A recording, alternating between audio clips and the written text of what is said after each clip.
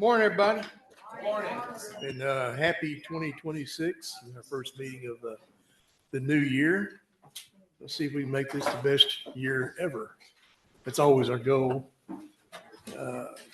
January 13th, 2026, regular meeting, Commissioners Court, Liberty County, Texas. Let the record show that all the commissioners are present this morning. We do have a quorum established, and we have business before the court. So if y'all would all rise, Lee, if you would lead us in our pledges, Yes, and sir. Sheriff, if you'd lead us in our invocation, please. Please face the American flag. I Pledge pledge allegiance to the flag of the United States of America and to the republic for which it stands, one nation, under God, indivisible, with liberty and justice for all. Please face the Texas flag. Honor the Texas flag.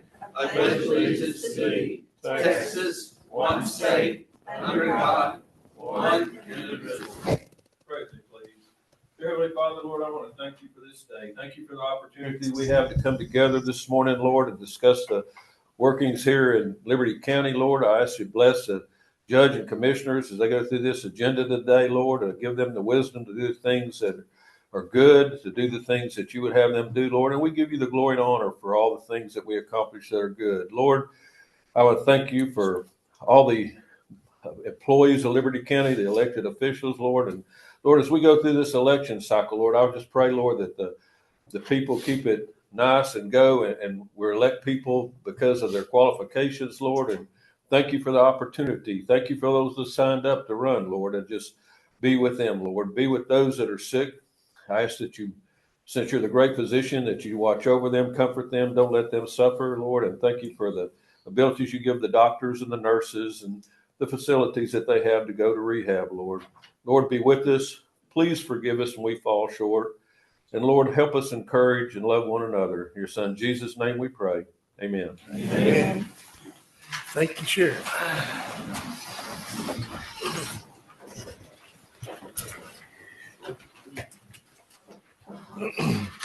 All righty. Notices and proclamations. Dee Dee, I don't think we saw any of those come across the desk during the week or prior week. You have one on there for me. Yeah, we do, don't we? Yes, sir. And it's a good one too, by the way. Yes. Lee, tell us about what we have. Campaign finance reports are due by the 15th. Turn them into the county clerk's office, not the election office. Thank you. And I would do them. They go on the website now, so people see if you do or do not turn them in.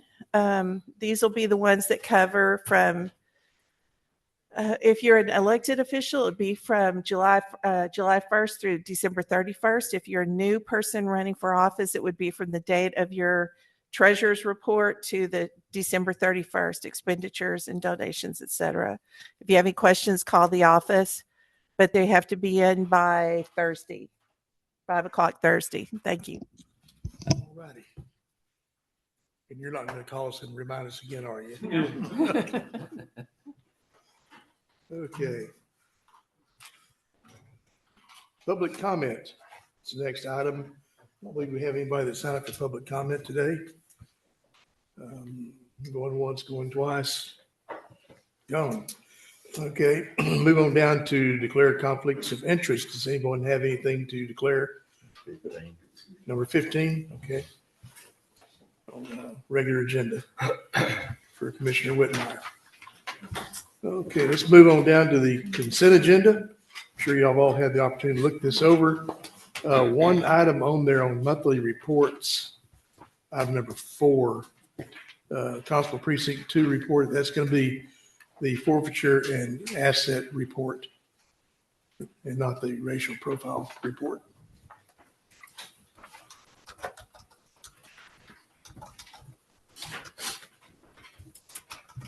Precinct 2. Yes, ma'am. The letter E on the agenda. To a forfeiture report. Yes, ma'am.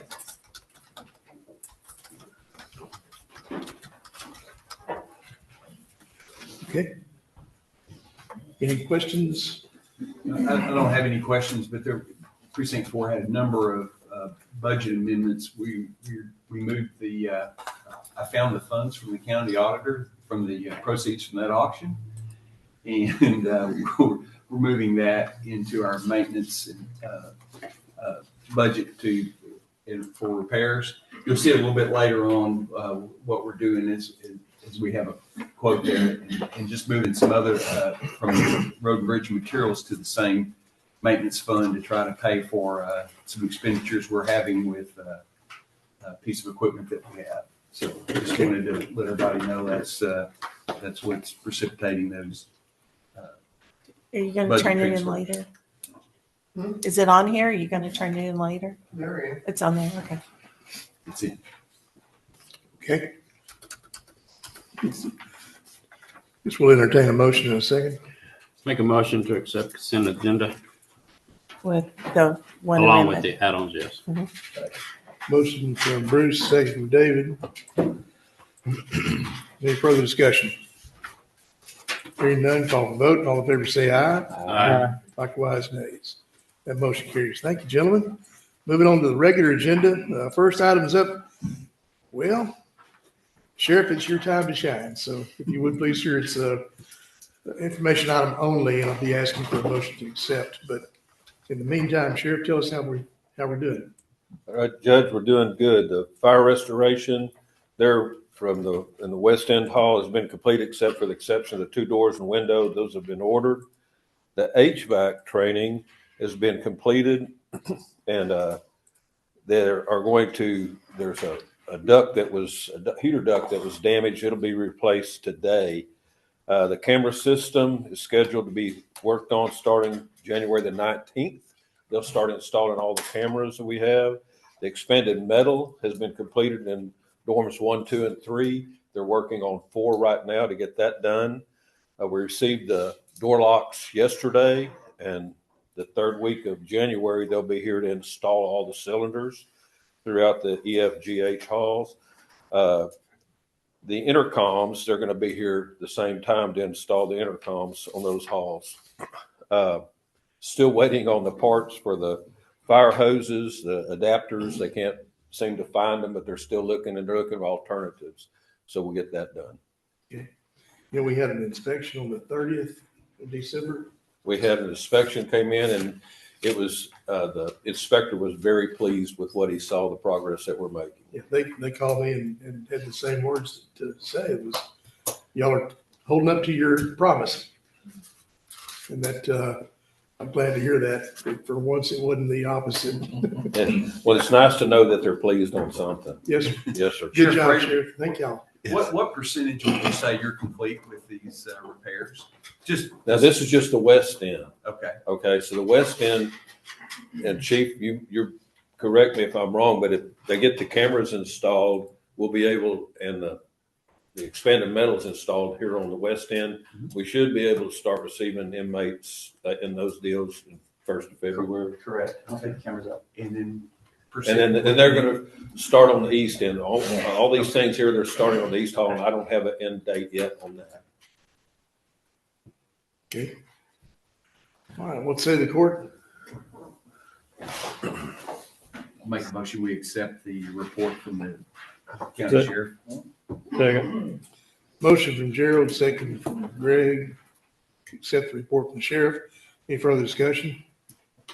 Hearing none, call for vote. All in favor say aye. Aye. Likewise, nays. That motion does carry. Thank you, gentlemen. Item number 2 from Ms. Bergman over in the district attorney's office. Good morning, Ms. Bergman. Good morning. How are y'all Fine, this morning? thank you. Consider and approve the resolution authorizing Liberty County District Attorney's Office to apply for a continuation, I like that word, of the grant for a victim assistance coordinator through the Office of the Governor, Criminal Justice Division for the years 26 through 27. Grant numbers 2876610. Yes, sir. So we have items number 2 and 3, and those deal with 2 specific grants. I'd ask that you table those. We've placed them on the next agenda. The governor's office promulgated some additional information at the end of last week that needs to be in those resolutions that makes them substantially different than what they were before. And so counties are kind of scrambling to get that done. And so I'd ask that you table that and we'll get that done and those resolutions passed on the next agenda. Yes, ma'am. Thank you. Make a motion to table. Motion from Bruce, second from Greg to table. Number 2. Number 2, yes, ma'am. Is there any further discussion? Hearing none, call for vote. All in favor say aye. Aye. Likewise, nays. That motion is tabled. Moving on to item number 3. Also from Ms. Bergman was the consider and approve the resolution authorizing the Liberty County District Attorney's Office to apply for a continuation of the grant for violence against women in training through the Office of the Governor Criminal Justice Division for the years 26-27. That grant number is 4839804. Ms. Bergman? It's the same thing with that one as well. You're on. Yes, ma'am. Make a motion to table. Motion from Bruce, Second. second from Greg to table. Any further discussion? Hearing none, call for vote. All in favor say aye. Likewise, nays. That item is tabled. Item number 4 from Judge Fuller up in Precinct 6. Consider and approve the annual CoLogic Cop Sync subscription renewal for Gospel Precinct 6. This subscription is paid through the JP Technology Fund. Any objections to that? Make a motion to approve. Motion from Bruce, second from David. Is that okay there, Dwayne? That's good. Okay. Okay, got a motion and a second. Any further discussion? I had a question because it said that this is paid from the JP Technology Fund. But if you look at the letter in the 8-4, it said this fee is typically paid. So is it or is it not coming out of this technology fund? I'll probably recommend that it come out of the general fund, out of our contract maintenance. For years, it went out of the JP Technology Fund. They made some new accounting pronouncements. This is a special revenue fund, and this is a type of debt, and these can't be carried in a special revenue fund. So we'll probably move it to the maintenance contracts for all our software and have it in one place instead of moving it all around different places. There's Matthew will need to amend that motion. Table this? No, I think it just needs an amendment. Okay, To the general fund from the yeah. JP fund. okay. Yeah, all these different departments, got their own software, and, some of them for years had it in one place, and some of them were scattered out. They're in all these different places, and it's with these new accounting pronouncements and just accounting for all our software expenditures, it's a lot more expedient to put it all in one place, and so that's what. And you have the funds available for this? Yeah, in and we've 26 had budget. these subscriptions ever since our. Okay, great. I'll amend my motion to be paid out of general funds. All right, we have a motion to amend the original from Technology Fund to the General Fund for Bruce, and same from David. Any further discussion? Hearing none, call for vote. All in favor? Likewise, nays. Motion does carry. Thank you, gentlemen. Thank you, Gerald, for pointing that Number out. 8-5 from Ms. Bergman of the District Attorney's Office, consider and approve estimates for the new chairs for the grand jury room conference table. If they're anything like the chairs I have in my office, you need some. Well, currently we don't really have any, so Oh, I'm fairly certain we need some chairs. So I provided a number of printouts and estimates from corporate outfitters, from I guess where we get our office supply, from TDCJ. I just kind of want to know, based on talking with Harold and with Mr. Gott, about what you guys want to spend on that as far as a budget. It's not coming out of my budget is my understanding, and so I don't want to spend money not in my budget without asking you guys what y'all want me to do. My preference would be to get a chair that's not a crazy expensive chair, but a chair that's going to be durable and comfortable for the grand jury, because I want it to last 10, 15 years at least. Dwayne, we have these funds, don't we? Yes, and she called me and asked me about it. Yeah. Well, it looks like she's done her diligence by going to several locations, trying to get the best deal for the county. Make a motion to approve. Which one? Yeah, that's, Yeah. that, what are you approving? I just need to know what my budget is, and then I will make it work. Did you have a recommendation out of these? We kind of like the Corporate Outfitters ones. There's a high back chair, something in those lines. I mean, we can go relatively cheap, but I know that those chairs will not last very long. What was the price on the ones you? I think they're $400, $450 or so, somewhere in the $400 to $500 range, but they should last a good bit of time. How many? There's 12 grand jurors, so we need 12 chairs. We have additional chairs in the room that we can use, but we need 12 kind of corporate chairs. They're seated for a full day. They're in these chairs. They are. I don't want to put them in like a wooden chair. Yeah. No. Well, maybe they'd be real quick about things if we did. So you want to use corporate outfitters? Or we can use them or someone else. I just need it's got quotes from all over the place. I think Theirs would be around $5,000. Pardon? Theirs would be around $5,000, is that right? Yes, sir. Somewhere in that vicinity. Plus installation. We probably not to exceed 6,000 or something like that to cover the cost. I think that's included in those How quotes. much is a chair? I can't even remember. I don't have it in front of me. 400 from 403. 476, so somewhere in that So vicinity. 476. Yeah, mine need Just a 6 lot of grand. chairs. That's 5,700, so I might go 65. 65. Yeah, they've got a $200 delivery installation fee. Per chair or per whole? Total. Total. That's total. On that motion. I'd be wheeling and dealing at that. I'd deliver them for that. I may go get them. Is it coming from the maintenance fund? Is that what it's coming from, or from a? Do we have a It'll come furniture from- fund? It'll come from, 2 or 3 places it'll come from. It'll probably come from contingency Okay. in general fund. You want to add that, Bruce? Just I like did. contingency fund. So we've got to be paid from the contingency fund not to exceed $6,500. Okay. Got a motion, Bruce, did I get a second? I'll second that. Second, Gerald.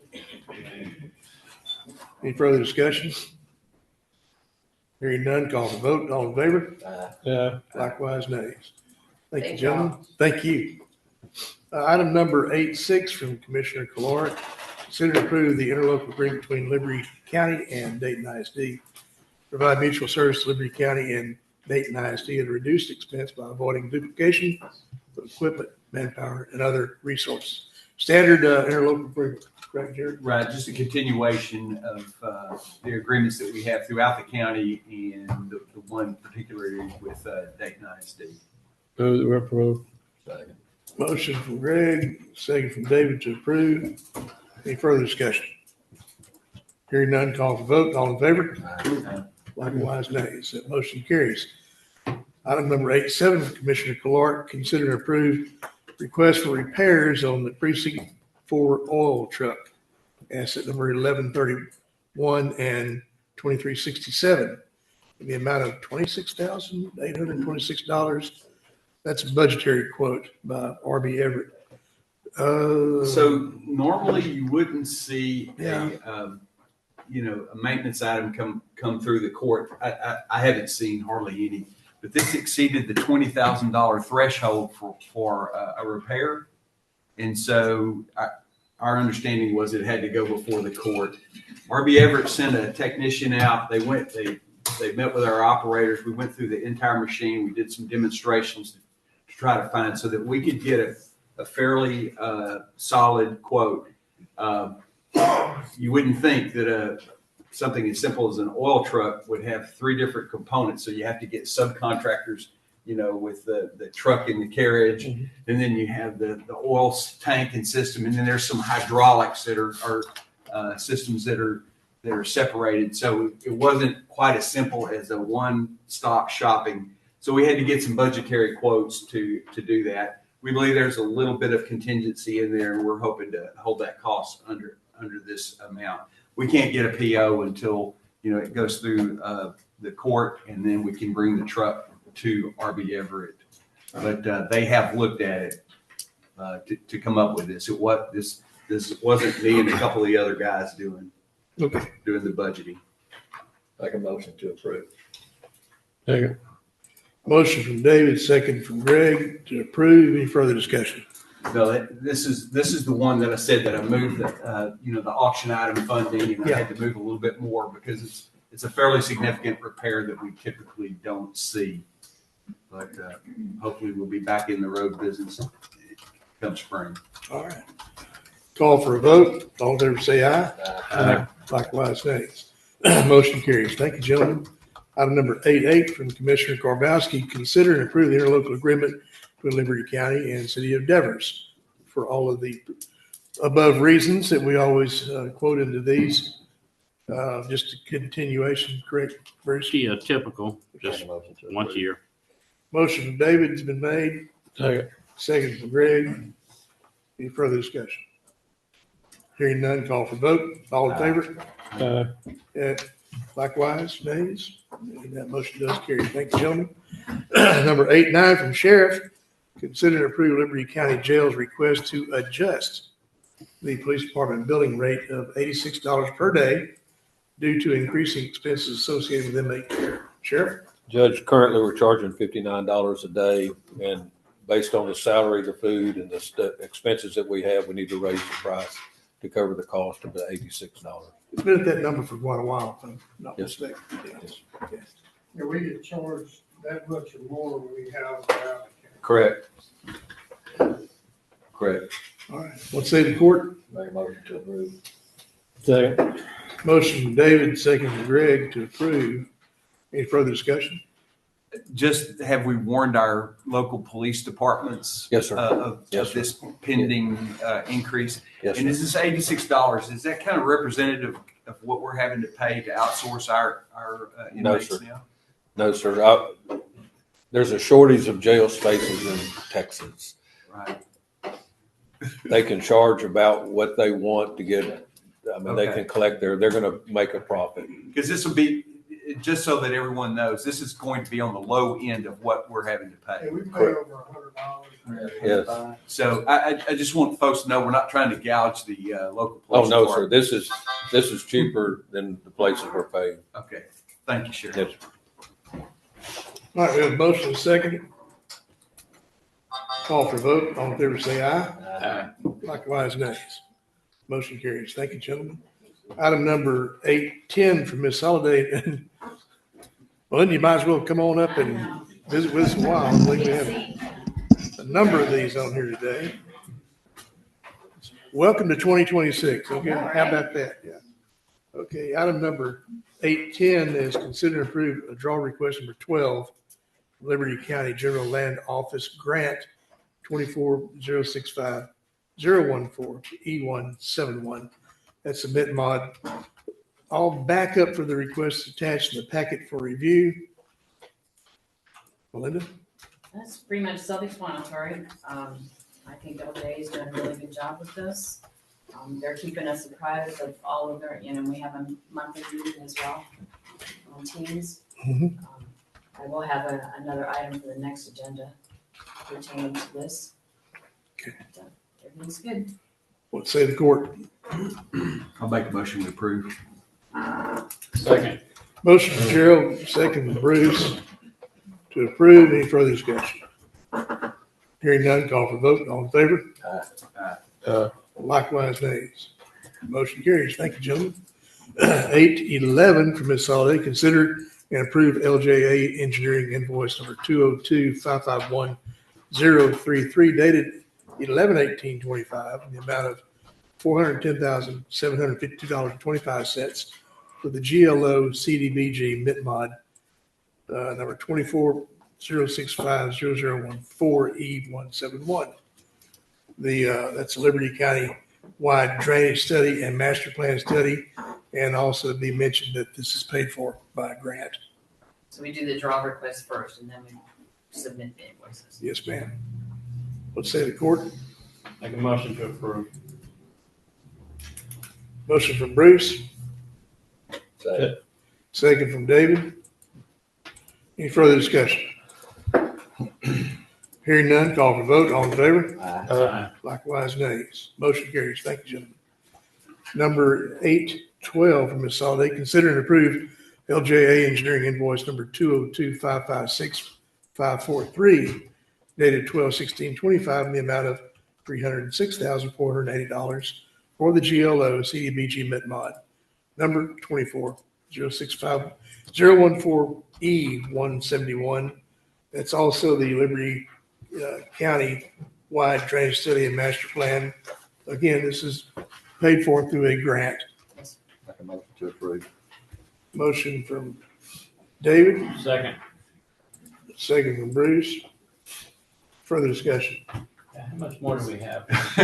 Yeah. That's an excellent question, Bruce. The MITMOD is, it's gonna be ongoing for a little while. On the next one, I'll have a request for extension of time. Okay. And we are gonna have maps and stuff showing us where all these Yeah, marks. you should, you should have them in your packet with Okay. all of the requests. They should all be there, yeah. I usually put everything in there that they send me. So, we were talking last year, I think we heard something about July, maybe having the product available. So you're saying that it's going to be extending? Some of the portions, because this is Okay. the countywide. What took a little bit longer than expected was the LiDAR. They didn't get the LiDAR information as quickly from HGAC as we had anticipated, so it kind of pushed us back a little bit. But I believe they've got all of the permanent markers in the ground throughout Liberty County, and they're on the map that's in there. You can see those. And there's a lot of tributaries and small creeks and everything that has to be, that's not even on our existing maps right now. A lot of which- those. Yeah, it really makes it hard, in my department, when people come in and they're wanting to build in a floodplain, and then they don't even realize that, They're in one. Correct. So, the first one was to catch up, right? Because we, the way that the commissioner's court fell, so there's two back to back. Right, one is So- for November's work Right, and one is for November. December's work. So the question is, we're not going to run out of GLO funds before we run out of drainage study, right? That's, okay. $20 million. Yeah, it was. $20 million. You're right. Yeah. The engineering firm knows how much money we're. Yeah, they do a breakdown on each specific item. It should be included in there to let you see, under the draw request. So the remaining funds Yeah, are they've got a sufficient to cover spreadsheet. all of this potential extension Yes, sir. of the delivered product. Right. Okay, Yes, sir. thank you.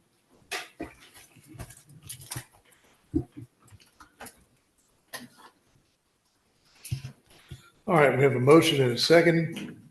Is there any further discussion? Hearing none, call for vote. All in favor? Likewise, nays. And that motion does carry. Brian, I see you out here today. How you doing this morning? Happy New Year to you. Brian's from LJA. Maybe in the next couple of courts, we might get William Conlon to come back over and visit with us again. Give us a little update. Maybe next meeting. Yes, sir, that'd be fine. Maybe more next meeting. We talked about it on our last meeting. Okay. All right, item number 813 from Ms. Soliday, consider and approve a variance request from Davidson Homes. This is a new development in the Sterling Traditions subdivision on Highway 146 south. South of Dayton, it's north of River Ranch, if I'm not mistaken. Sorry. Yeah. Development, they are requesting building on 31-foot wide lots with 24-foot wide homes. They're also asking for a variance on the side setback from our regulations of 5 feet to a 3-foot side setback. Melinda, Sir? I know you're bringing us the news. I've got concerns. I'm sure the commissioners probably do as well. Nathan, Fire Marshal, AJ over Emergency Management, can you give us your concerns? I have serious concerns as far as the ability of the fire departments to be able to respond to calls and actually work a scene. with the houses being so close like that. 6 foot between the houses is not a workable, safe distance for the firefighters. And without seeing the houses that are being constructed and the building methods that are going to be used, I can't support this. A little narrow. Yeah. You meant, yeah, that is narrow between the houses. Well, It'll when be you look 6 at foot. it, you've got wall to wall 6 feet, and then you've got a parapet on each roof line. Possibly, yes.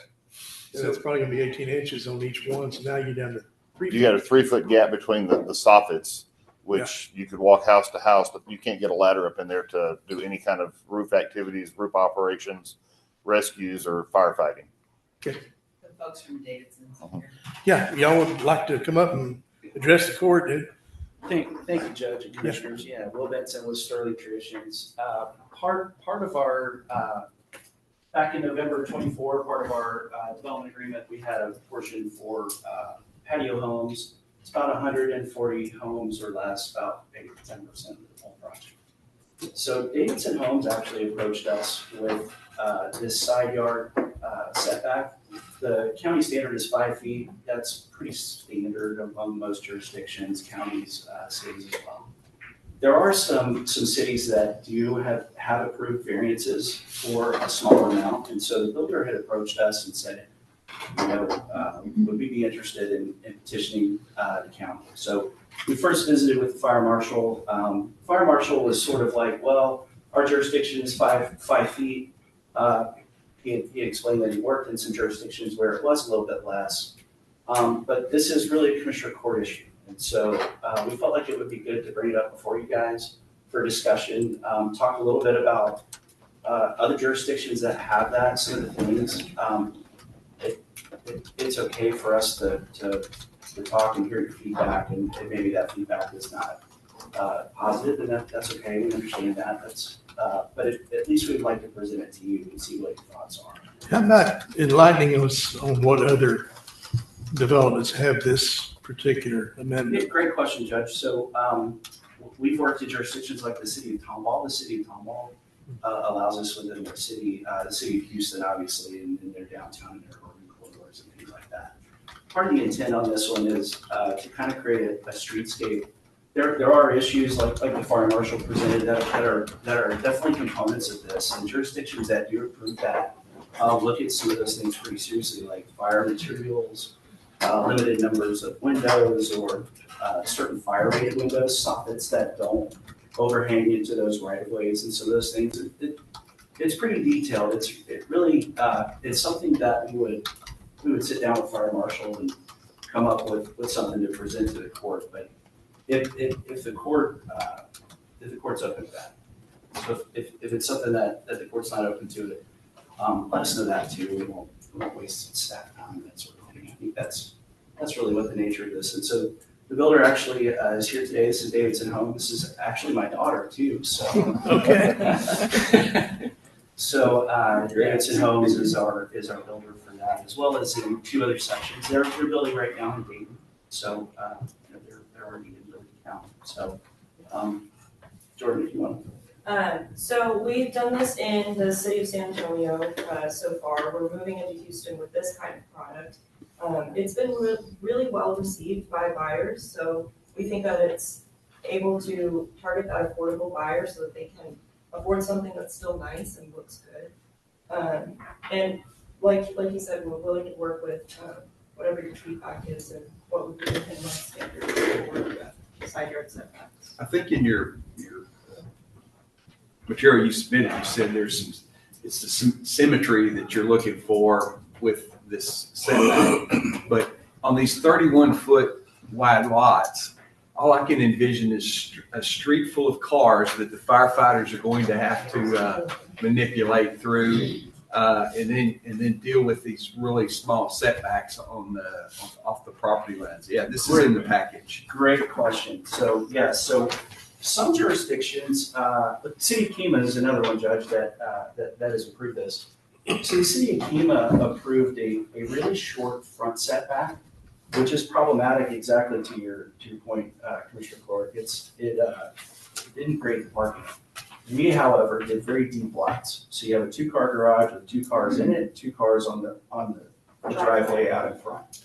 So primarily, these are single family, or I say single family, they're single parent with young children. Kind of seems to be the predominant buyer in these. And so they typically have 1 car, but they put it in the garage. They still have 2 parking spots out in front of their house and that sort of stuff. But yeah, so each house is envisioned to have 4 places for the car to be parked with that deep lot. So those lots were 110s or 120s, 125s.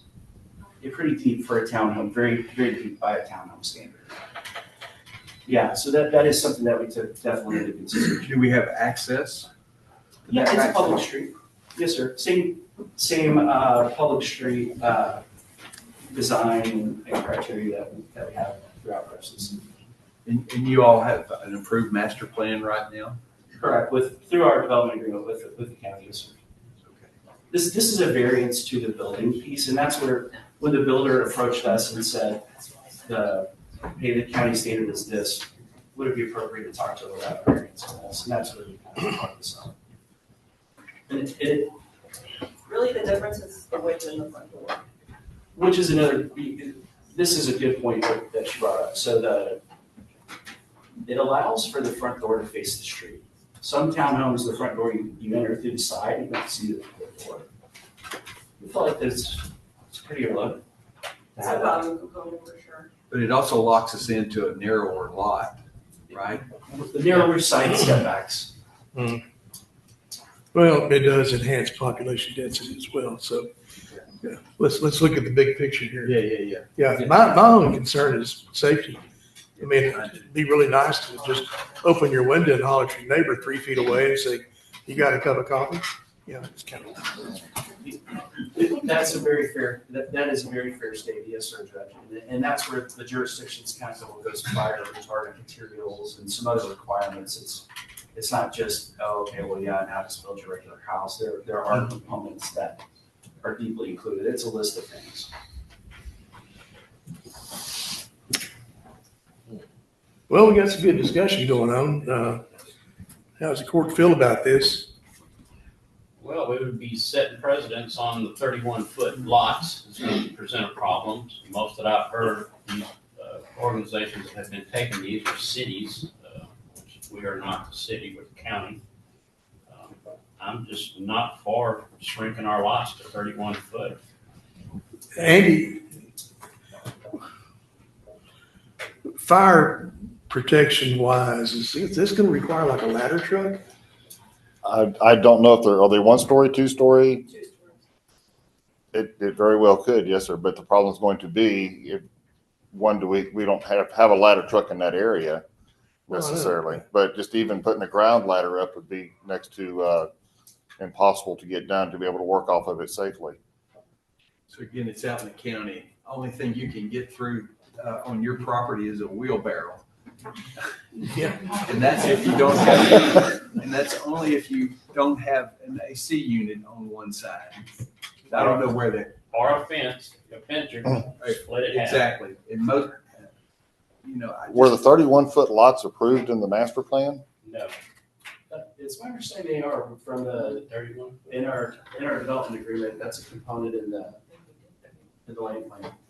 Yeah, I think I recall something like, and I can't say it was with this group, but where their average lot size was bigger than that because they would go up to like 65s or something. This isn't Sterling Traditions. Okay, I don't recall I don't the recall specifics either. It's been of a long that. time since we had the initial meeting. But But I do know believe. the fire marshal did present some objections at the very Yep. first meeting that we had. Yeah.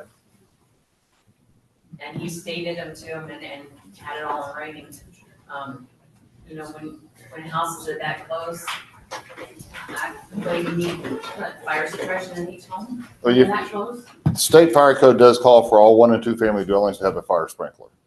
And that was presented and provided back at the initial meeting. Best case scenario, we would have 6 foot between houses on one side and 8 foot on the other with a 31-foot lot and a 27-foot, 24-foot product. So that gives you 7 foot to, so on one side you'd have 8 feet, one side you'd have 6 if you were to alternate the setbacks. I mean, there's ways to add protection in the building, but it's without knowing that that is an agreement that it's going to be done that way. It's real hard to say, go ahead and approve it until we have some more specifications. But as close as these rooftops are, will this help propagate a fire to go through an entire neighborhood? Well, yeah, it could. But with the right building materials on certain sides of the house and an agreement on, that you have to alternate your setbacks and then put in your fire rated materials on those walls with no openings, then there is that possibility that it could be reduced, and then having the automatic fire sprinklers in the building to help alleviate the inception of the fire, that would knock that possibility down also. I hope this helps. If y'all are inclined to do it, what y'all could do is approve the variance, but with conditions. I'm not in favor of approving it because the variance. Oh, yeah, no, I've got too many unanswered questions that I would like to look into before we go approve this. So I want to make a move that we turn this down at this point. Yeah, I'm kind of with Greg. I'll second that. Are we gonna say take no action or? Take no you're going- action. Okay. Take no action or deny. Well, we'll deny it for right now. You want to just deny the variance? Yes. Okay. all right. So that's a motion from Greg to deny it. If you want. Are there items we can look into? Second from Bruce. Yeah. All right. Any further discussion? Hearing none, call for vote. All in favor, say aye. Aye. Likewise, nays. That Thank you. motion does pass, and that request for variance is denied. Move on to item number 814 from Ms. Soliday. Consider and approve Ellison Development request to release the construction bond and replace with a maintenance bond for Gemini Section 1. Section 1 roads were approved for the maintenance program 10/28/25. Melinda? Gemini, it's up in, Precinct 3. precinct 3. Up almost to Splendor, I think, isn't it? Yeah. No, we did approve the roads, to go into the maintenance program on the 28th. I don't know if it was just me not catching it at that point in time.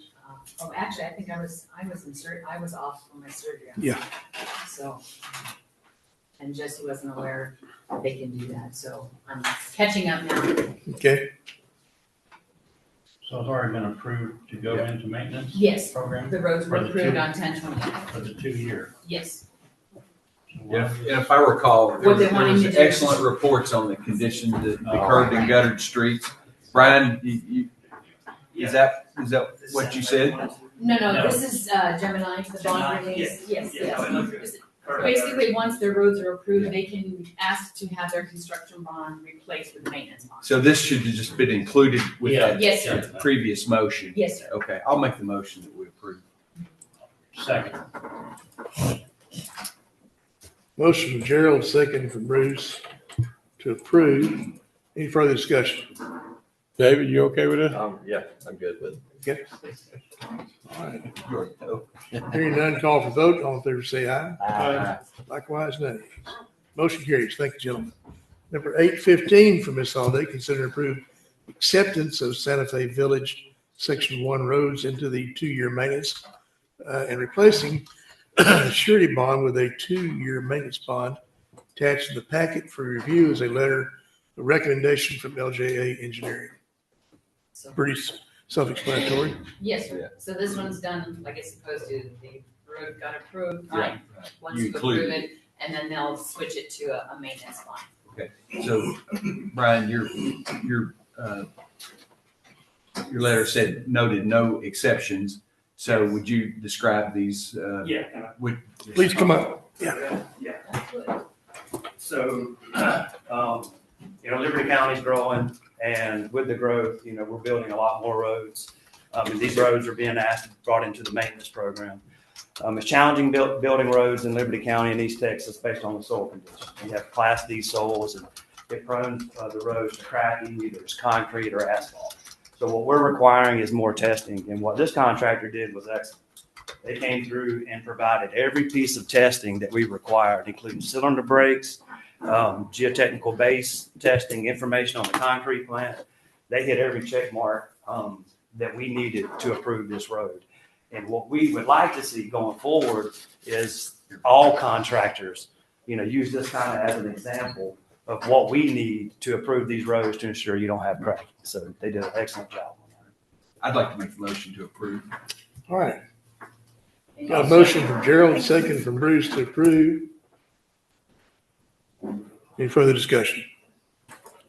Hearing none, call for vote. All in favor, say aye. Likewise, nays. David said, what was his last name? I couldn't get his last Brian name. Greathouse. Greathouse. Okay, thank you. He's been around a few times. I didn't know if you remembered him. or I not. just, no, I didn't. I'm sorry. He wears University of Alabama socks sometimes. Yeah. Oh, that's what it is. It's a mental thing. Okay. Sorry about your team there, buddy. And Gerald, thank you very much for getting us on the right track on this. Thank you. Appreciate that. No, item number 816 from Ms. Soliday, consider and approve variance request for Sterling Tradition, section 5, 6, 7, and 8 for 1, a minimum cul-de-sac radius of 50 feet, 2, a minimum front building line of 20 feet for lots fronting along cul-de-sac and knuckles. Attached in the packet for review is a letter from LJ Engineering with a complete description of the request. These variances have been previously granted for sections 1 through section 3. Now, this only applies to the cul-de-sacs and the knuckles. Okay. And this has been a standard variance we see because it's a line of sight in a cul-de-sac. We're getting a lot more cul-de-sacs in the subdivisions. Right. This is just in 1 year, I've seen this Yes, come up several multiple times. times. Yes, sir. And it's again to maintain the neighborhood's look, and we don't have any kind of issues with fighting abilities or Correct. or any other thing. So I'll make a motion to approve. Got a motion from Gerald, looking for a second. Second. Second from Greg. Any further discussion? Hearing none, call for vote. All in favor? Aye. Likewise, nays. That motion does carry. Thank you, gentlemen. Number 817 from Ms. Soliday, consider and approve Omega Engineers Incorporated preliminary plat approval for Sterling Traditions, section 5. Attached for your review is Omega Engineers letter of recommendation for approval. Linda, pretty self-explanatory, but yeah. Yes. Now, the Omega engineers are the subcontractors of LJA, so they would be not reviewing their own plans. True. If you recall. Make a motion to approve. Second. Motion from Bruce, second from David. Is there any further discussion? Again, there was no exceptions noted, right? So we're good to go on this one. Thank you. All right, call for vote. All in favor, say aye. Aye. Likewise, nays. Motion carries. Thank you, gentlemen. Number 818, don't sit down yet, Melinda. We got a bunch more. Consider and approve Omega Engineers Incorporated preliminary plat approval for Sterling Tradition, section 6. Attached for your review is Omega Engineers letter of recommendation for approval. Just like the previous one, and you'll have 2 more after this as well. All for the preliminary plans, all reviewed by Omega engineers. Make a motion to approve. I got a motion David. from David, No, looking for a sorry. second. Second from Bruce. I didn't hear you over there. Man, I can even hear you today. I'm Right, you're doing good. Okay. Got a motion and a second. Any further discussion? Hearing none, call for vote. All in favor? Aye. Likewise, nays. Motion does carry. Thank you, gentlemen. Number 819 from Ms. Soliday, consider and approve Omega Engineers Incorporated preliminary plat approval for Sterling Traditions, section 7. Attached is your review. For your review is Omega Engineers letter of recommendation for approval. Again, same thing. Yes, sir. Yep. Let's say the court. Let me ask one question on it. It shows this Omega Engineering, this is the design group? This is a subcontracted. They're engineering consulting. I know, but the way it's written here, they're the ones that's presenting the plat, they're the plat. Those are reviewing. They're reviewing the plats, Who like did the engineer, LJA? LJA, yes. And because we didn't want LJA approving their own plats, they're subcontracting Omega Engineers to review them with. But it says, consider and approve Omega Engineering Incorporated's preliminary plat. Preliminary. The letter of recommendation for approval is by Omega. Okay, the letter, but it says here that their Omega is the one that presented the plat. They're doing the preliminary plat approval For Sterling. for Sterling Traditions Okay. because LJA and the one office did the original plans. And normally you'd have the engineering company that does the design or presented the plat.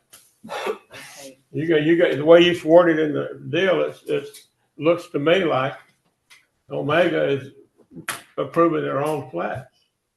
No, Omega didn't make the plats. They're reviewing the plats. I know that's what you're LJ. saying, but I'm just saying what this said looks like. Okay. What does it look like to you? Proving it for Sterling Traditions, Section 7. Matthew, do you see any problems in the word? No, I mean, I see what she's getting at. She's just trying to highlight the fact that Omega Engineers is Right. Okay. the reviewing. Because we had the issue with LJA approving Correct. LJA plans, so they hired an external company to do the reviews At our request. on your request. Yes, Make sir. a motion to approve. Second. Motion from Bruce. Second from David to approve. Any further discussion? Hearing none, call for vote. All in favor, say aye. Aye. Likewise, nays. Motion carries. Thank you, gentlemen. Number 820 from Ms. Holiday, consider and approve Omega Engineers Incorporated preliminary plat approval for Sterling Traditions Section 8. Attached for your review is Omega Engineers letter of recommendation for approval. Same thing. Yes, sir. Make a motion to approve. Second. Motion from Bruce, second from David to approve. Any further discussion? Hearing none, call for vote. All in favor? Likewise, nays. Motion carries. Thank you, gentlemen. Number 821 from Ms. Holiday, consider and approve Barbella Mobile Home Park. Yes, sir. This proposed mobile home park will be located at 905 County Road 379 in Cleveland, Precinct 3. It currently has 5 mobile homes, and they are proposing to add another 5 mobile homes. David, you got anything to say about it? No, I mean, it looks pretty good out there. They've got it, they have it really well documented in how they were doing it. The original 5 were family members, and then they decided to open it up to 5 more and just make it a mobile home park. I love it. Is a plat required for this? I have never been told that a plat needed to be, I was just told that all the mobile home and RV parks need to come in front of Commissioner's Court now. We need to look at amending our regs on this. We can't have any stricter rules for mobile home parks than we do for regular subdivisions, but this is something we need to look at in amending our regs. Okay, so this feels different. They're going to rent these spaces out, right? Correct. And then, what are the size of these lots? I don't remember how many acres I have. I've got here. It's a mobile home park. It's not very large. Right. The lot size is 7.6 acres. So this one's actually a large lot. Jeez, yeah. And they've got the sprinkler all the way in the back of the property line. There's an existing water well, however, they now have public water. So I think they're decommissioning the water well and using the public water. Okay. So that will fall under TCEQ rules and not ours, correct? Correct. Okay. Seeing a reason. So what are the TCEQ rules? Well, I mean, you've got a water well. We say it's going to be decommissioned because they do have it available, but Right. water's expensive. Yes. Most people with water wells don't want to convert. But I'm sure if it already has a septic system, the water well is far enough away that it's not interfering. It has to be. It's Yeah. more than 100 foot. The well buffer is way more than 100 foot. Is it approved by CEQ? the septic was. The septic was approved by one of our DRs, yes, sir. One of who? One of our inspectors. We're called designated representative, which is an arm of TCEQ. That's why we go to school and get our licenses. Make a motion to approve. Second. Motion from Bruce, second from David to approve. Further discussion? Hearing none, call for vote. All in favor? Likewise, nays. Nay. All right, we have an objection. First one of the year. Thank you, Gerald. All right. We have 3 ayes, 1 nay. Gerald, Lee, you got that? So that's Gerald's a no. something we need to address. That's correct. As soon as possible. Yeah. We're in the process, trying to set up a workshop right now on building regulations. Okay. Yes, yeah, workshop would be. Regardless that the motion does pass. Yeah. Okay, who made the motion in the second? Bruce made the motion, Dave made the second. Okay, sorry. When I hit the reset button, it pulled everything out. Okay. All right, let's move on to item number 822 from Ms. Chambers. Thank you. Finally getting to you there, Lee. Consider and approve the notices of consolidated precinct locations for the March 3rd, 2026 joint primary election. This is pretty basic. This is just paperwork. We're doing paperwork. Most people don't realize that the county actually does the early voting part. We pay for that. The Republican Party and the Democratic Party pay for about 80% of the election day part of the election. They contract with us. We do the election. So that is why it's coming through Commissioner's Court to approve the 2 consolidations. We did not have locations in 26 or in 7. So we're consolidating those with adjoining locations. And I don't think that'll be any kind of imposition on and the parties have approved that as well. Also, the notice afterwards, same thing. We're going to have the commissioners issue the notice because we're the contracting party for the election. And we're also paying for a good part of it. So that's why those are on here today, even though they are primaries. All right. Let's say the court.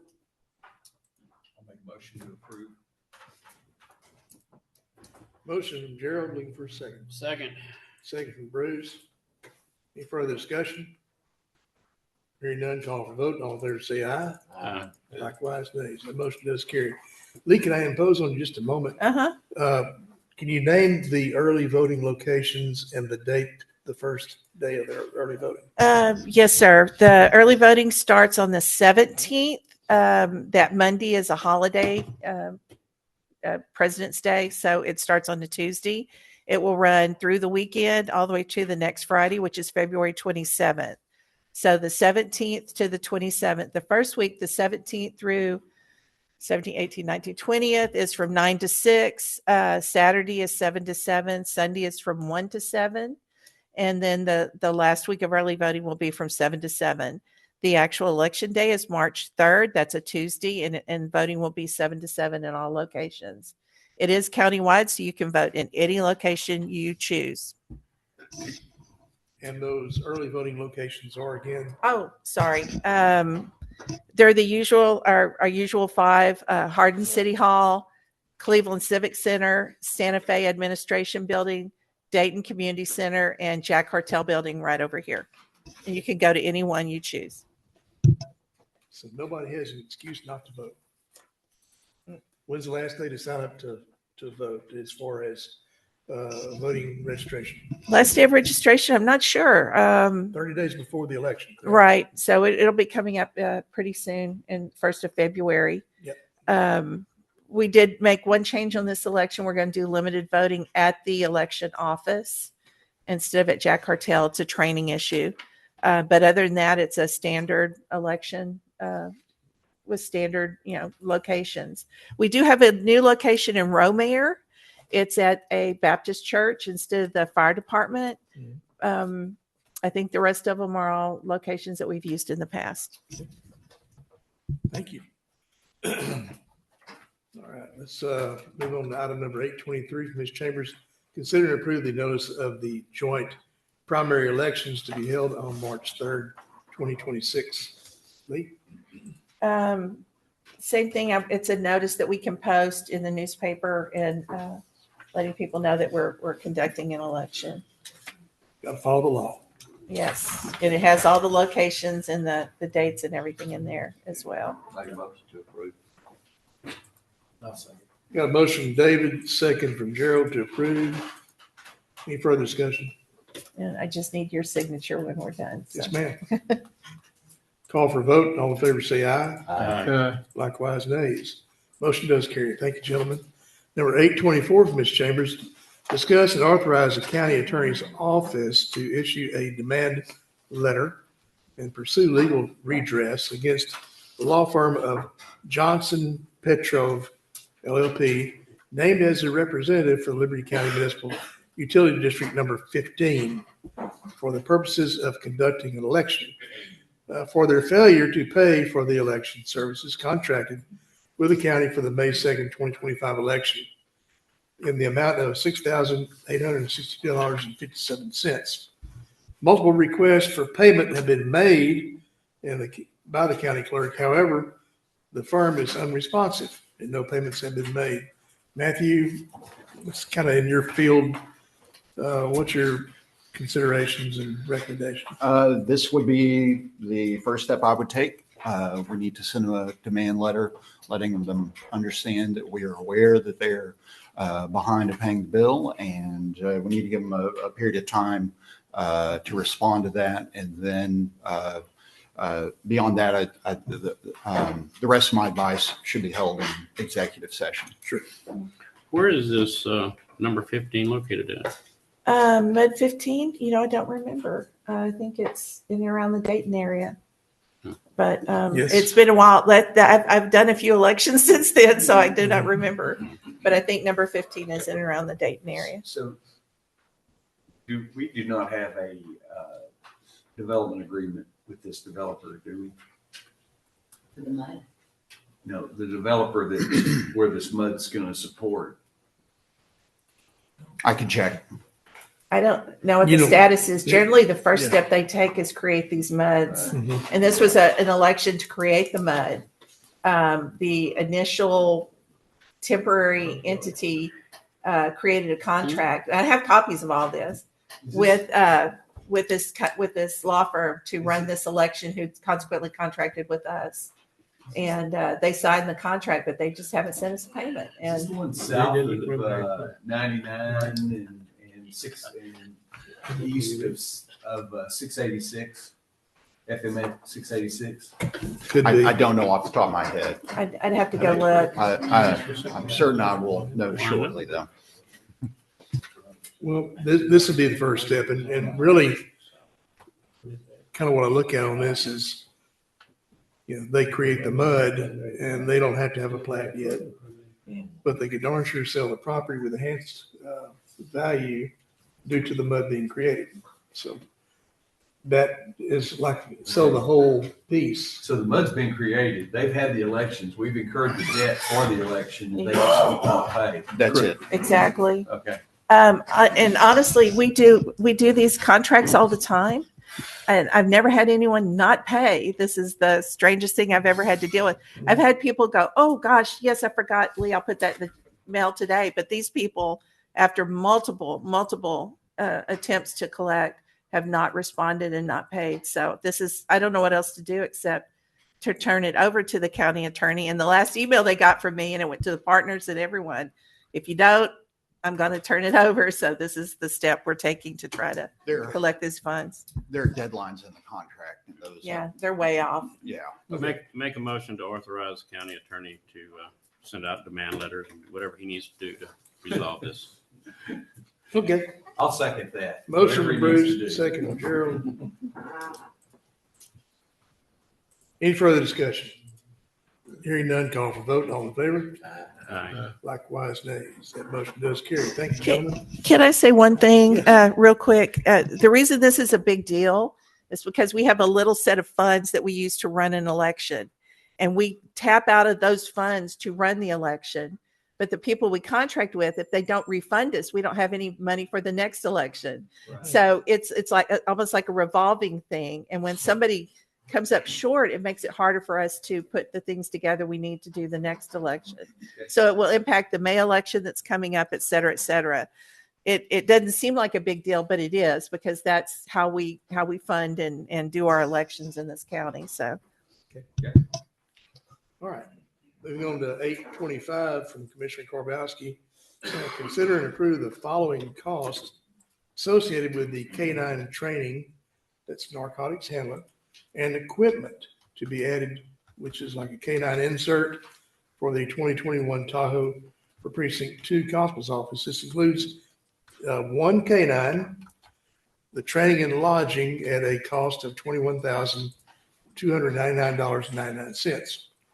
Now, this is going to be paid out of seizure funds. This is basically a information only because they don't need our approval to spend this money. Okay. So it's just For transparency purposes. transparency reasons. And, They do and they don't. No, I'm glad you said that because I'm Yeah. it's a somewhat large expense. And, Yes, and it if is. It's not budgeted. It coming out of the seizure fund that makes it, good to go from my end. But it's the constable's seizure fund, Yeah, correct? constables. Okay. Yeah. Okay. So can we? Okay. What say the court? I'll make that motion to approve with the addition that it Comes comes out out of of the constable's seizure fund. funds. Yeah. Yeah, I added to be paid out of seizure funds. Okay. Okay. Right. Second. Motion from Gerald, second from Bruce. I talked to him at length about this also, Constable Okay. Tucker. I trust you. All right, got a motion and second. Any further discussion? Hearing none, call for vote. All in favor? Aye. Likewise, nays. Motion carries. Thank you, gentlemen. Item number 826 from Mr. Brown, over the tax collector assessor's office. Consider and approve waiving the penalties and interest for property owner Larry and Sherry Carm, account number 77588, in the amount of $5,944.87 due to an office error or processing error made in the amount of the tax from the bill that was sent. Okay, Brother Rick? First of all, I need to make about 3 corrections on that. The account number is actually 2 account numbers, 27378 and 27372. They're 2 accounts that are side by side. And this is strictly an error and omission by the Liberty CAD. For 20 years, they had this, they misread the survey when they set it up initially, put the ownership in the adjoining property owner. This person bought 31 acres back in 1996. His mortgage company paid all these taxes until 2004. He paid it off. And he was paying his other tax. There's like 5 different tracts, each with a different account number. So the unbeknownst even to the Larry and Sherry Carm, they didn't even know they weren't being billed on it because they were being billed on 5 accounts and weren't even getting any notices. They got a lawsuit against their property. They didn't even know about the lawsuit because they weren't in the title.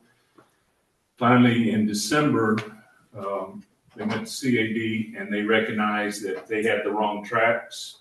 They were like 2 teeth over and it made a difference in it. Mm-hmm. So they changed the ownership. So to me, that created an error created by the CAD that we can actually waive the penalty and interest. I verified it with the CAD. They recognized that they had made an error. And the only thing we have is Liberty County, the school taxes at Tarkin ISD. They'll have to follow the same process to get the penalty and interest waived for Tarkin ISD. But it's 2 accounts, and the total amount waiver is the $5,944.87. We've already collected the base tax from them, but we didn't see it necessary to collect their penalty and interest and the base tax. And we thought this was pretty much a slam dunk. Yeah. We just need your approval to waive it.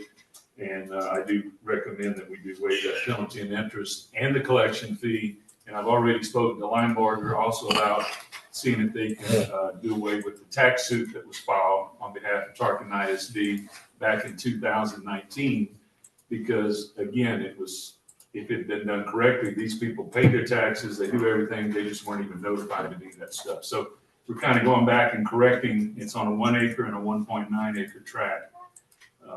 So hopefully this will set them right, get them back to straight. They've already paid the base tax, they paid their 25 tax, and this will get it back where they're not delinquent for these 2 tracts. I do recommend waiver of those, all that penalty and interest and collection fee.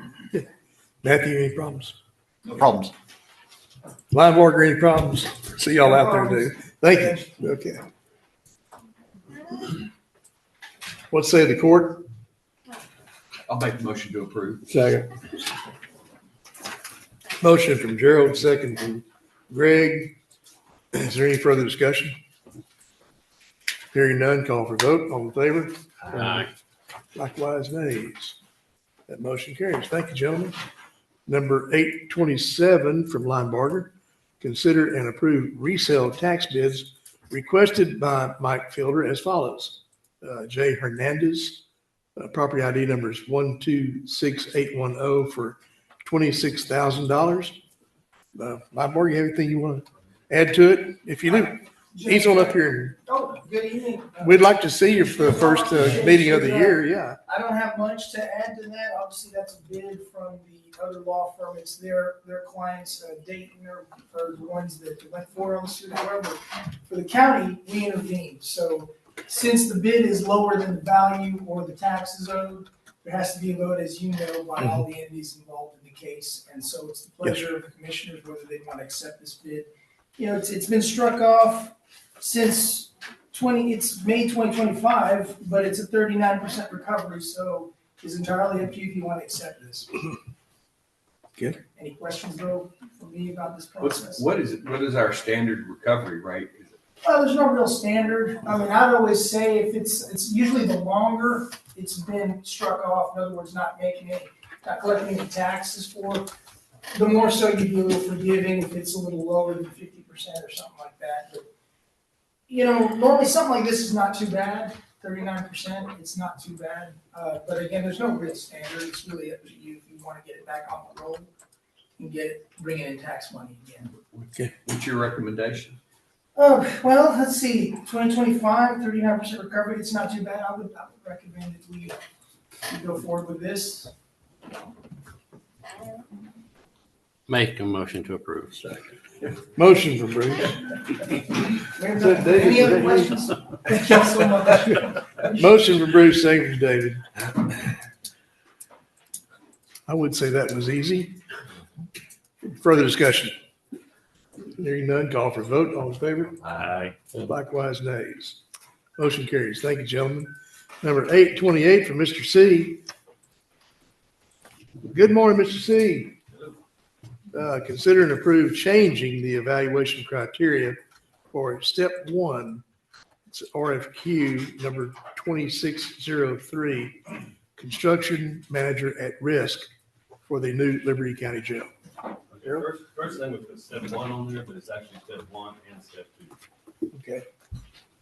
Step 1 is like 60% of the evaluation, and step 2 is 40%. This was on court before Commissioner's Court. This is a Commissioner's Court decision of how we do this. This is how the committee is going to evaluate the proposals from the CNMAR so we get them in. There was a lot of questions last time. The committee, I think, has met a few times since then. And also the architect has weighed in with some suggestions of what they think from their experience the county should use. So all 6 committee members are here. If you have questions of how it was done, or I think they've all agreed that this looks good. It is Commissioner Court's decision. So if there's something you want to do different or change, we need to do it today, because this has to go in the proposals when we send them out. So the longer delay you have, we have to put on court again. But it's totally y'all's decision. Y'all know the committee's recommendations and what they think, and they're all 6 of them are good. Did you look at this? Uh, You're the one that made some suggestions last time. On, So And my, then- my first question is, I didn't get you. okay, so the construction manager at risk, he owns the financial risk of any cost overruns once we have a price.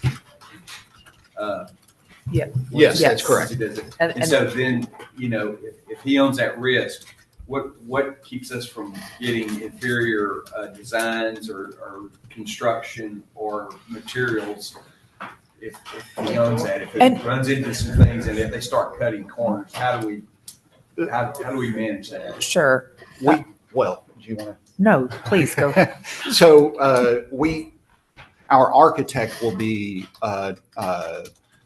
working on this project throughout the construction phase as well. And so they will be looking after making sure that the project is built, according to the plans that they drew. Engineers, will be subcontracted under architect to review that as well. But what this does is change our evaluation criteria for the CMAR to include cost as a criteria element. And so Beforehand, you didn't have that? I believe that's correct. I don't think we had. Or it was much different. So the Yeah. weight was a bit different. And what's interesting is the architect that we selected weighed in pretty heavily. And he suggested that we give more of a weight to a CMAR who has specific experience with Texas jails and Texas jail standards. And I do think that is important. And I think all of the committee members felt like that was of significant importance. I got you. So I agree. conditioning bids, and that's exactly what this is. This is a bid conditioning sheet, but I don't see it written up as a guidance document. Because if you just look at organization and general experience, you have 6 people trying. How do you determine how you score these folks independently, so that it's not just a subjective score? And although I understand that there's subjectivity to this whole process, Sure. And anyway, so to me it lacks detail. So like organization and general experience, so there should be sub quirky dots below that to say, what is the proposed team experience with jail construction, history of their performance, financial instability they may or may not have with key subs. There are a lot of things that can go into this, but I don't think that I could evaluate anybody with just looking at a sheet with this high level breakdown. Stephanie. Well, I'd like to say that this is just the evaluation criteria. I have a 25-page document asking for everything that we need to be able to make a quantitative numeric number for each of these items when we evaluate. And there are 6 people that were chosen by y'all that you felt would be objective and fair. Not to mention, the purchasing department is over this, Yes. and we are not Yes. voting members No. on the I team. got you. So we're paid by you guys to make sure this is a fair process, and I feel like we monitor it each step of the way. And there's too many people involved at the table to let someone get away with being unfair. No, that's not what I'm saying. I just want to make sure that every committee member has all the tools that they need to evaluate each one of these categories. I'm not asking to change anything. I'm just saying that at this point in time, there's not enough detail on here for me to sit in. If I were to volunteer or be assigned or whatever to your committee, I don't know how I could do this by looking at this document. So these are And that's general fair. only. Yes. Yeah, that is fair. The proposal is significantly more detailed. Yes. And I will say that this is something that the committee has been meeting on once a week for the last several months. and we are very familiar with what the county is looking for, both in an architect and a CMAR. We are familiar with the statutes. We are working closely with the selected architect. And at this point, we do have significant detail that may not be contained on that sheet you're looking at. The questions, the very specific questions that are kind of, compose each of those criteria are there already. And we're just talking about the weight, the relative weight that we assign to each of the general categories. So If you get too many grading categories, it gets lost. no. But what you do, no, I'm not suggesting that, but I'm saying that there are certain things, and it's not just organization and general experience. I just use that, or safety.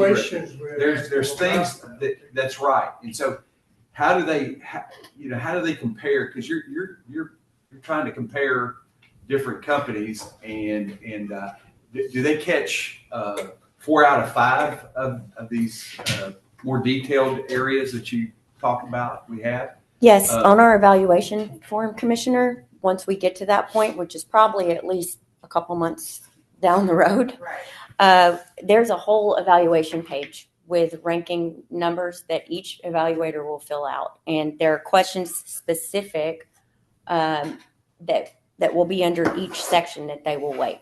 Okay. So The proposal has a lot of detail in it, man, a lot of detail. All this does is get the evaluation committee to narrow it down. Say if you have 10, you might want to narrow it down to top 3, top 5, whatever. Then you interview them. So you have their information they sent in, then you have the interview to ask more detailed questions. It gets pretty detailed. Okay, so how many are you going to interview? Well, we haven't sent it out. We're waiting on Yeah. this goes in. However many respond, Because we need to know that first. if you get 25, Well, I don't think you want to interview 25. That's why this is a 2-step process. So first we make sure they're qualified, and then we rank them in their order of qualifications. One firm could be way more qualified, we think. So if we get 10 firms, we can select up to 5 to move on to the second step that we'll request a proposal from them, and we'll have more information from the architect for them to build better pricing quotes in when we ask them for that. So I may make a suggestion that whoever vets these submittals be separate from the regular committee. So, because you're already forming opinions on who you like and who you don't like, and so it can change the subjectivity or your objectivity in assigning these their scores, because you got to score them somehow to come up with a way to use each of these individual categories. And the other thing that I would caution on is change management control or protocols, because a lot of people will bid on things saying they'll come in pretty low with something, and I'll get you on change orders. And I've seen that firsthand, and so. When we're looking at these folks, we need to know that they have, whenever they develop a scope of work and they issue all their contracts, they've got a really tight item to bid on or area of construction, because they're going to subcontract all this. And then how do they, so that's how they stay on budget, because you can be change order to death in one of these projects with a really low bidder. No, that's a very fair concern. There will be contractual provisions that set budgets for change orders, and it's important to remember too, when they give us a maximum price, they are held to that price. Right. Now, there are extremely unusual circumstances where that could change, but that will all be set forth in the contract. The contract is Are you talking about something like a force majeure event? Yes, exactly. Okay. Yes.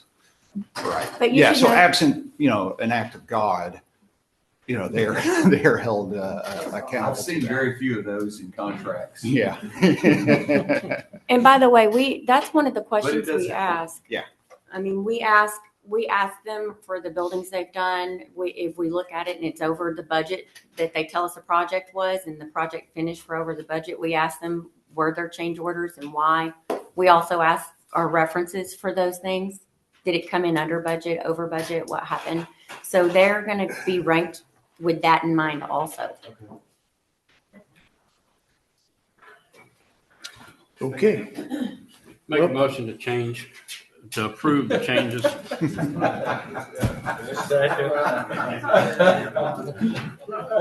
I believe I got you there, Bruce. Yeah.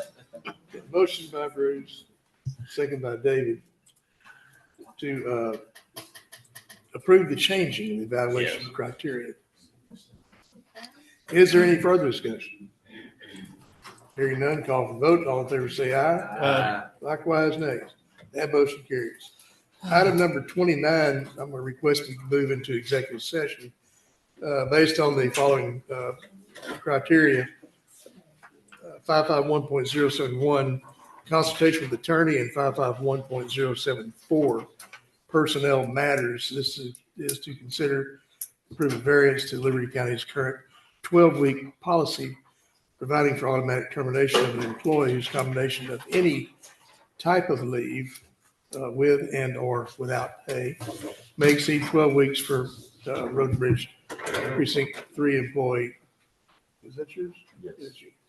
Okay, James Lee. I'd ask we move into executive session this time. So we'll need a motion and a second and a vote. Make a motion to go into executive session. I'll second. Motion from Bruce, second from Gerald. Any further discussion? Hearing none, call for vote. All in favor say aye. Aye. Likewise, nays. Okay, it is now 10:33, and we are in executive session.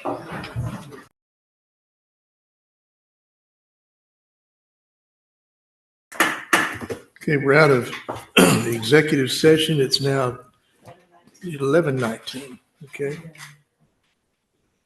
And we had one item on here, consider and approve variance to Liberty County's current 12-week policy, providing for automatic termination of an employee whose combination of any type of leave with and or without pay may exceed 12 weeks for, in this case, Road and Bridge Precinct 3 employee James M. Lee. What say the court in this matter? Make a motion to take no action on this item. Second. Motion from Bruce, second from David. Take no action. Is there any further discussion? Hearing none, call for vote. All in favor say aye. Aye. Likewise, nays. Hang on. No? Everybody voted for that one? Yes, ma'am. Okay. Got a motion from David to adjourn. Second. Bruce got the second. Any further discussion on that matter? Hearing none, call for vote. All in favor? Aye. We are adjourned at 11:20. David got in before Britt.